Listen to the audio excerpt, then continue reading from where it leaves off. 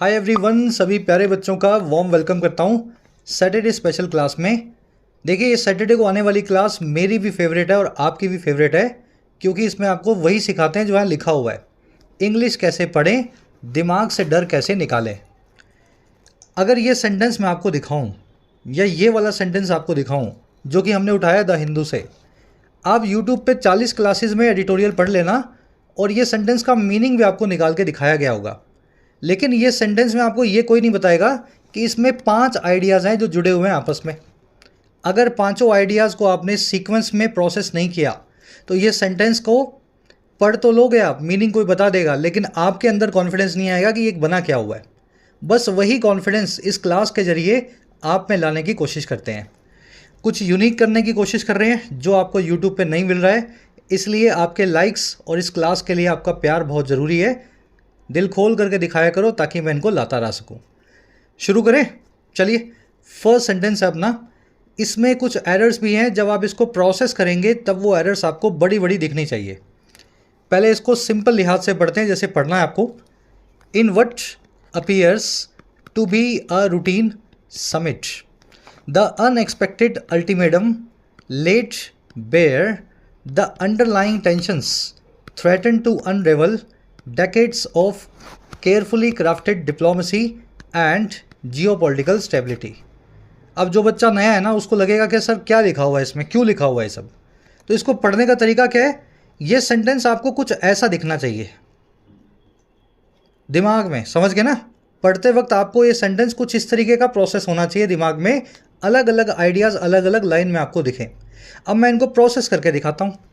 देखिए, सेंटेंस शुरू हुआ है इन से, उसके बाद में लगा हुआ वट, और जैसे ही इन वट ये स्ट्रक्चर हमें मिलती है, इसका मीनिंग होता है एक ऐसी घटना में।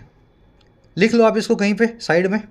इन वट जहाँ भी दिख जाए, इसका मतलब क्या होता है, एक ऐसी घटना में। तो इन वट मतलब एक ऐसी घटना में, और कैसी घटना, जो कि अपीयर होती है। वट अपीयर, वट सब्जेक्ट है, अपीयर इसकी वर्ब है। और क्या अपीयर होती है, अब देखो टू भी लगा के बताया गया है। जो अपीयर होती है कुछ इस तरह की कि एक रूटीन सबमिट है, एक रोज़ होने वाली कॉन्फ्रेंस है। सबमिट का मतलब होता है सभा, मीटिंग, कॉन्फ्रेंस। रूटीन का मतलब होता है जो आम तौर पे होती हो, है ना, जो रेगुलर होती हो। टू भी इसलिए लगाया गया है क्योंकि अपीयर एक लिंकिंग वर्ब है। Appear, see, look, sound, hear, ये सभी लिंकिंग वर्ब्स आपको पता होंगी, कई बार करवा भी चुके हैं, लिख लो इनको। इनके बाद में आपको टू भी लगाना होता है अगर किसी नाउन से इनको कनेक्ट करना हो। She seems to be anxious, he appears to be angry, in what appears to be a routine summit. इतनी स्ट्रक्चर समझ पाए। एक ऐसी घटना में जो दिखाई देती है, और क्या होती हुई, एक रूटीन सबमिट, एक रोज़मर्रा में होने वाली मीटिंग। अच्छा, उसमें हुआ क्या, कह रहे ये दिखाई ज़रूर देती है रूटीन सबमिट, लेकिन इसमें हुआ ये, इसके अंदर इन हुआ ये कि एक अनएक्सपेक्टेड अल्टीमेटम आया। अल्टीमेटम का मतलब होता है वार्निंग, अनएक्सपेक्टेड मतलब जिसको किसने एक्सपेक्ट नहीं किया था। ये अल्टीमेटम बनेगा सब्जेक्ट नंबर 2, ठीक है, और इसकी वर्ब बनेगी लेड बेयर। देखिए, ले का मतलब होता है रखना, बेयर का मतलब होता है निर्वस्त्र, न्यूड, बिना कपड़ों के या बिना किसी कवर के। अगर किसी चीज़ को आप ले बेयर करते हैं तो उस चीज़ को आप खुलासा करते हैं, उसके ऊपर का कवर हटा देते हैं, वो चीज़ सबको दिखाई देने लगती है। तो एक अनएक्सपेक्टेड सा अल्टीमेटम इसमें आया, जिसने ले बेयर कर दिया, जिसने खुलासा कर दिया, सारी दुनिया को दिखा दिया अंडरलाइंग टेंशंस को, अंदर छुपी हुई जो है तनाव को। मीटिंग चल रही थी, सब खा पी रहे थे, बात कर रहे थे, एक आदमी ने खड़े होकर के कोई अल्टीमेटम दे दिया, और उससे आपको पता लगा इस मीटिंग में तो कई लोगों के बीच में काफ़ी सारी टेंशंस हैं। समझ पाए मीनिंग को। तो ले बेयर जो वर्ब है उसका ऑब्जेक्ट बनेगा टेंशंस। और फिर क्या हुआ, ये वो टेंशंस हैं जो थ्रेटन करती हैं, जो, ठीक है, ये वो टेंशंस हैं जो थ्रेटन करती हैं कि वो अनरेवल कर देंगी। देखिए, अनरेवल वर्ड जो है ना, ये बना है रेवल से। रेवल का मतलब होता है उलझना। आपके हेडफोन्स, ईयरफोन्स जब उलझ जाते हैं, देखा होगा ना आपने, फिर आप उनको सुलझाते हो, ये लेफ़्ट वाला कान लेफ़्ट में जाएगा, राइट वाला राइट में जाएगा, बीच में से गांठें निकलेंगी। तो अनरेवल करना यानी किसी चीज़ को सुलझाना, जैसे आप अपने हेडफोन सुलझाते हो। ये वही टेंशन्स हैं जो अनरेवल करती हैं, सुलझा करके हमारे सामने रखती हैं डेकेड्स को, यानी दशकों को, और डेकेड्स किसके हैं? वो डेकेड्स हैं केयरफुली क्राफ्टेड डिप्लोमेसी के, ऐसी डिप्लोमेसी के जो बहुत केयरफुली क्राफ्ट की गई है हर कंट्री के डिप्लोमेट ने, जिसको बड़ी केयरफुली किया है। डिप्लोमेसी समझते हैं ना, कूटनीति, राजनीति। और जियो पॉलिटिकल स्टेबिलिटी को, पूरी दुनिया में जो जियो पॉलिटिकल स्थिरता है, जियो पॉलिटिकल को आसान भाषा में बोल सकते हैं इंटरनेशनल। इंडिया पाकिस्तान में क्या स्थिरता है, अफगानिस्तान ईरान में क्या स्टेबिलिटी है, रशिया यूरोप के क्या कनेक्शंस हैं, रशिया चाइना के क्या कनेक्शंस हैं, यूएस के चाइना से क्या कनेक्शन है, यही है जियो पॉलिटिक्स। तो जियो पॉलिटिक्स स्टेबिलिटी और डिप्लोमेसी को अनरेवल करती है कई दशकों में, जो इन देशों के राजदूतों ने क्राफ्ट की थी। मीनिंग निकाला। अब इसकी स्ट्रक्चर देखो, इसमें गलतियां भी हैं। मैं एक बार इसको फिर से पीछे ले जा रहा हूँ ताकि सब्जेक्ट वर्ब आप देख सको। इन वर्ड आपने देख लिया, एक फ्रेज होता है वर्ड जिसमें सब्जेक्ट होता है और वर्ब उसकी रखी हुई है अपीयर। अपीयर हो रही है कि एक ये रूटीन सी सबमिट है, रोज़ होने वाली मीटिंग है, आम सी मीटिंग है। लेकिन इसमें एक अनएक्सपेक्टेड अल्टीमेटम आया, किसी मेंबर ने खड़ा होकर के कोई अल्टीमेटम दे दिया, कोई समझ गया ना, चुनौती, धमकी दे दी, और उस धमकी ने ले बेयर कर दिया, सबके सामने खुलासा कर दिया, सबके सामने रख दिया उसने इस मीटिंग में जो मेंबर्स हैं उनके बीच की अंडरलाइंग, उनके अंदर छुपी हुई टेंशन्स को। ठीक है, ऊपर से देखने को तो सब चाय बिस्किट खा रहे थे, लेकिन बीच में कोई आदमी बोल पड़ता है ना, ऐसा नहीं चलेगा, तो उसने वो क्या करता है, वो टेंशन्स को बताता है कि सबके बीच में टेंशन्स तो है। और ये सारा काम कर रहा था ये मीटिंग में, थ्रेटन करते हुए, चुनौती देते हुए उस डिप्लोमेसी और स्टेबिलिटी को जो इन राजदूतों ने कई दशकों में इकट्ठी की थी, क्राफ्ट की थी। अब वो सारी की सारी जो है खराब हो जाएगी, अनरेवल हो जाएगी, तार तार हो जाएगी, है ना, सुलझ जाएगी। अनरेवल समझ के ना, तार तार होना, जैसे वो हेडफोन के दोनों कान, या फिर कोई स्वेटर है, आपने कोई मुश्किल से उसको बुना है, फिर उसका एक धागा पकड़ के उसको छील दोगे आप, तो वो स्वेटर पूरा जो है ना उखड़ जाएगा, वही होता है अनरेवल। तो इनकी डिप्लोमेसी कई सालों की जो है अनरेवल हो जाएगी, स्टेबिलिटी भी जो है, स्थिरता, वो भी उखड़ जाएगी। चलो अब इसमें स्ट्रक्चर क्या है, देखो स्ट्रक्चर ये है कि मैंने आपको बताया था इन व्हाट, एक ऐसी घटना में, एक ऐसी घटना में, तो घटना कितनी है, एक ही है ना, तो वो घटना को हम बता रहे हैं व्हाट से, व्हाट से। और अगर वो एक ही घटना है और इन व्हाट हमेशा एक ही घटना की तरफ इशारा करता है, तो भैया इसकी वर्ब भी सिमिलर होगी। इन व्हाट अपीयर नहीं लिख सकते, आपको लिखना पड़ेगा इन व्हाट अपीयर्स। समझ पाए लॉजिकली ये क्या क्यों बनी है एरर? ऐसे नहीं कि सर ने बोला अपीयर्स तो अपीयर्स, है ना, मैं जब भी अपीयर आएगा तो उसको अपीयर्स बना दूंगा। क्यों बना देगा भाई? इसलिए बना देगा क्योंकि इन व्हाट फ्रेज जो है एक घटना की बात करता है, एक इवेंट के लिए आप सिंगुलर वर्ब यूज़ करते हैं। अगर प्रेजेंट इंडेफिनिट टेंस यूज़ कर रहे हैं तो अपीयर्स लिखेंगे, पीछे एस लगा के वर्ब को भी सिंगुलर बनाएंगे। तो ये तो थी आपकी एरर नंबर 1। अब बताते हैं आपको दूसरी एरर कहाँ है। देखो ये जो घटना में ये सब कुछ ले बेयर हुआ, अल्टीमेटम आया, उससे सबको पता लगा कि टेंशन्स हैं, ये सारा काम हुआ कैसे? ये सारा काम हुआ थ्रेटन करते हुए, इस काम को करते हुए। जब टेंशन्स ले बेयर हो रही थी, सबके सामने आ रही थी, तभी वो टेंशन्स या वो अल्टीमेटम जो था वो थ्रेटन भी कर रहा था, चुनौती भी दे रहा था दुनिया की डिप्लोमेसी को। दुनिया ने जो प्यार प्रेम बनाया है कई सालों में, उसको ख़राब कर रहा था, अनरेवल कर रहा था।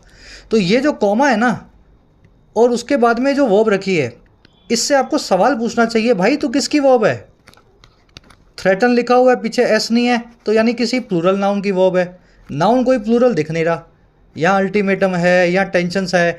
अच्छा तो टेंशन्स की वर्ब है तो फिर कॉमा क्यों लगाना? सब्जेक्ट वर्ब के बीच में कब से कॉमा आने लगा? तो भैया ये वर्ब नहीं है किसी की, ये है प्रेजेंट पार्टिसिपल साइमल्टेनियस एक्शन, जो कि वर्ब फॉर्म में होता है और हमेशा कॉमा के बाद में आता है, साइमल्टेनियस एक्शन की बात करता है। जब ये काम हुआ, काम नंबर 1, तब ये काम हो रहा था साथ में, और इस काम को आपको बताना होता है वर्ब की आईएनजी फॉर्म में। जब अल्टीमेटम ने ले बेयर किया पास्ट टेंस में, तभी वो थ्रेटन भी कर रहा था दुनिया भर की डिप्लोमेसी और स्टेबिलिटी को, जो अनरेवल कर रहा था उसको, वो डिप्लोमेसी जो केयरफुली क्राफ्टेड थी कई डेकेड्स में। समझ पा रहे हो? खाना खाते हुए टीवी देख रहा था, so I was watching TV comma having my food या ईटिंग माई फूड। जो भी काम करेंगे साथ वाला काम वर्ब के आईएनजी फॉर्म में कॉमा के बाद में लिखा जाता है। तो ये कॉन्सेप्ट आपको तभी समझ में आएगा जब सेंटेंस को इस तरीके से आप ब्रेक करेंगे। होपफुली सेंटेंस समझ में आ गया होगा। अभी भी कोई आपको टेंशन है, कोई इसमें उलझन है, कन्फ्यूजन है, कमेंट सेक्शन खुला है भाई। मैं और मेरी टीम बैठे हैं, दिन रात हम यही देखते हैं अच्छे क्वेश्चंस को कैसे रिप्लाई किया जाए डालना कमेंट्स में, आपको वहीं पे कोशिश करेंगे सोल्यूशन देने की, है ना। चलिए आगे बढ़े नेक्स्ट सेंटेंस की तरफ। चलो अब आपको पता लग गया होगा क्लास क्यों यूनिक है अपने आप में। जल्दी से एक लाइक दे दो सभी बच्चे, ताकि इन क्लास को मैं हर सैटरडे इसी तरीके से ला सकूं। अब 2 बड़े बड़े मोटे मोटे सेंटेंसेस अपने पास और हैं। चलिए नेक्स्ट सेंटेंस की तरफ आते हैं। अगर आप एक एस्पायरेंट हैं, किसी एग्जाम की प्रिपरेशन कर रहे हैं और चाहते हैं अपनी इंग्लिश को एक स्टेप आगे ले जाएं, स्ट्रक्चर्ड वे में तैयारी करने के लिए आप ऐप को जरूर डाउनलोड करें। YT your English tutor app आपकी अपनी यहाँ पे कमेंट सेक्शन में इसका लिंक रखा गया है। एप्लीकेशन पे आपको मिलेंगे प्रीमियम कोर्सेज, नाम के प्रीमियम कोर्सेज हैं, फीस बहुत कम होती है, अफोर्डेबल होती है। राइटिंग के कोर्स में आप लिखना सीख सकते हैं किसी भी एग्जाम के लिए, ऐसे हो, प्रेसी हो, आंसर राइटिंग हो। इस कोर्स का फ़ायदा लेने के लिए इस कूपन को लगाएं ताकि 499 में अफोर्डेबल कोर्स आपको मिल सके। 50 से 60 घंटे में आप इंग्लिश राइटिंग इस कोर्स के बदौलत सीख पाएंगे। इसी तरीके से आपको UPSC का कोर्स मिलेगा, पूरा माइग्रेशन करवाया जाता है आपको हिंदी मीडियम से इंग्लिश मीडियम में। सारे एस्पेक्ट्स UPSC के कवर्ड हैं। 1350 का एक कोर्स है कूपन के साथ। इसमें CSAT, answer writing, descriptive, vocab, grammar, हर पोर्शन कवर्ड है इन द कोर्स। इसी तरीके से ऐप पे आपको बैंकिंग और SSC के भी कोर्स मिलेंगे, जिसमें बैंकिंग SSC के सभी वैरायटी ऑफ क्वेश्चंस को सॉल्व करना, हैंडल करना आपको सिखाया जाता है। ऐप का लिंक कमेंट सेक्शन में है। कोई भी क्वेरी हो ये नंबर पे आप व्हाट्सएप से टीम से जुड़ सकते हैं और अपनी क्वेरीज को पूछ सकते हैं। ऑलराइट, लंबा सेंटेंस है।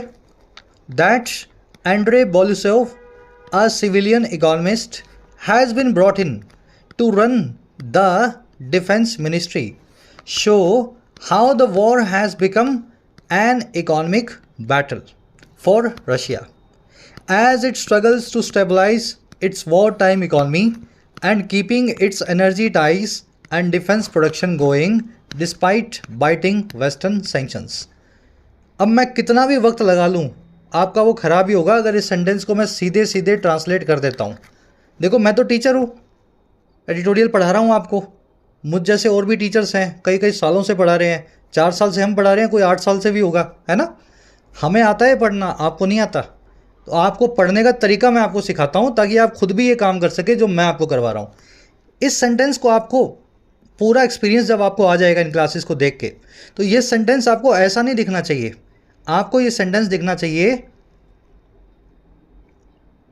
ऐसा दिमाग में आपके, ठीक है। तो मैंने अलग अलग पोर्शन कर दिए हैं ताकि आप देख पाओ मैं किस नज़र से इस सेंटेंस को देख रहा हूँ। देखिए दैट लिखा हुआ है और दैट के बाद में एक नाउन आया हुआ है। नाउन भी है प्रॉपर नाउन, एक आदमी का नाम है, इंसान का नाम है। दैट के बाद में जब भी कोई नाउन आ जाए और फिर थोड़ा आगे चेक करना है उस नाउन की खुद की एक वर्ब हो, ठीक है, तब उस केस में दैट का मतलब होता है ये बात की। फिर सुन लो, दैट के बाद में कोई नाउन आ जाए और नाउन की खुद की एक वर्ब हो जो इसकी आगे जाके हमें दिखेगी, तभी हमें पता लग जाएगा दैट का मीनिंग है ये बात की। जैसे लिखा हुआ दैट हाउस। अब अगर हाउस की खुद की कोई वर्ब नहीं है, खुद की कोई वर्ब नहीं है, चलो छोड़ो, अभी इतना डिटेल में नहीं जाएंगे, आप खुद अभी इसको पूरा ब्रेक करोगे तभी आप समझ पाओगे, है ना। मैं इसको ब्रेक कर रहा हूँ आपके सामने। दैट को मैं साइड में छोड़ रहा हूँ। एंड्रे बोलिसोव एक आदमी का नाम है और ये इंसान कौन है। देखो एक कोमा यहाँ लगा और एक कोमा यहाँ लगा और बीच में क्या बताया गया, एक नाउन लिखा गया, अ सिविलियन इकोनॉमिस्ट। अ एक आर्टिकल है, सिविलियन एक एडजेक्टिव है, इकोनॉमिस्ट एक नाउन है, सिंगुलर नाउन है। तो ये जो पूरा फ्रेज देख रहे हैं आप बीच में, ये इस नाउन के बारे में एडिशनल इंफॉर्मेशन दे रहा है, एंड्रे बोलिसोव के बारे में बता रहा है ये हैं कौन। एंड्रे बोलिसोव एक सिविलियन इकोनॉमिस्ट हैं, एक ऐसे अर्थशास्त्री हैं जिनका सिविल सोसाइटी से संबंध है, इनका आर्मी से, वॉर से, डिफेंस से कोई कनेक्शन नहीं है। समझ गए। ये टैक्स देखते हैं, लोगों के ITR भरते हैं, GST देखते हैं, इनको जंग से कोई मतलब नहीं है, इसलिए सिविलियन इकोनॉमिस्ट है। कह रहा है जी दैट ये बात की कि एंड्रे नाम का एक आदमी जो कि इस फील्ड में काम करता था, सिविलियन इकोनॉमिस्ट है, उसको हैज़ बिन ब्रॉट इन, उसको ब्रॉट इन किया गया है, उसको लाया गया है। एंड्रे बोलिसोव बनेंगे सब्जेक्ट, सिविलियन इकोनॉमिस्ट इनके लिए एडिशनल नाउन फ्रेज जो इनके बारे में बता रहा है, एडजेक्टिव का काम कर रहा है, और इनकी वर्ब है हैज़ बीन ब्रॉट इन, इनको लाया गया है। अच्छा, लाया क्यों गया है? टू रन, रन करने के लिए, चलाने के लिए रशिया की डिफेंस मिनिस्ट्री को, वहाँ के रक्षा मंत्रालय को, ठीक है। तो टू रन यहाँ पे एक इन्फिनिटिव है जो इस वर्ब के बारे में बता रहा है, वाई का रिप्लाई कर रहा है। क्यों लाया गया है? चलाने के लिए मिनिस्ट्री को। क्यों का रिप्लाई कर रहा है, तो एडवर्ब ऑफ रीजन बन जाएगा वाई का रिप्लाई करने वाली। अब जैसे ही आपको इतना पता लगा, एंड्रे बोलुसॉव सब्जेक्ट बना, हैज़ बीन ब्रॉट इन इसकी वर्ब बनी, तो वैसे ही मुझे पता लग गया दैट जो है ना इसका मतलब है ये बात की, और दैट की वर्ब आएगी यहाँ देखो शो। तो ये बात हमें ये शो करती है, दिखाती है। Subject number 1, verb number 1। और क्या दिखाती है कि हाउ, कैसे। अब देखो हाउ जो है ना एक एडवर्ब भी है, एडवर्ब ऑफ मैनर, कैसे की बात कर रही है ना, और एक कंजंक्शन भी है, नया क्लोज भी इंट्रोड्यूस कर रही है, कैसे ये काम हुआ। जब भी कोई एडवर्ब कंजंक्शन भी बन जाए, एक ही वर्ड दोनों चीज़ों का काम करे, तो उसको बोलते हैं रिलेटिव एडवर्ब। और जब कोई प्रोनाउन कंजंक्शन बन जाए, जो प्रोनाउन और कंजंक्शन का काम करे, उसको बोलते हैं रिलेटिव प्रोनाउन। समझ गए ना, रिलेशन बनाने वाला प्रोनाउन रिलेटिव प्रोनाउन, कंजंक्शन का काम करने वाली, रिलेशन बनाने वाली एडवर्ब, रिलेटिव जो है एडवर्ब। तो हाउ जो है कंजंक्शन है, एडवर्ब भी बन रही है, कैसे का रिप्लाई कर रही है कि कैसे ये वॉर बन चुकी है इकोनॉमिक बैटल, कैसे ये जंग बन चुकी है एक आर्थिक बैटल। द वॉर जो है सब्जेक्ट है, सब्जेक्ट नंबर 3, हैज़ बिकम इसकी वर्ब है। और ये आर्थिक बैटल बन गई है रशिया के लिए। और कौन सा रशिया, जैसे जैसे एज, अब एज अगेन एक कंजंक्शन है, नया क्लोज इंट्रोड्यूस करेगी। एज का मतलब है जैसे, जैसे कि ये स्ट्रगल करता है, ये मतलब रशिया, इट बनेगा सब्जेक्ट नंबर 4, वर्ब बनेगी इसकी स्ट्रगल्स, वर्ब नंबर 4।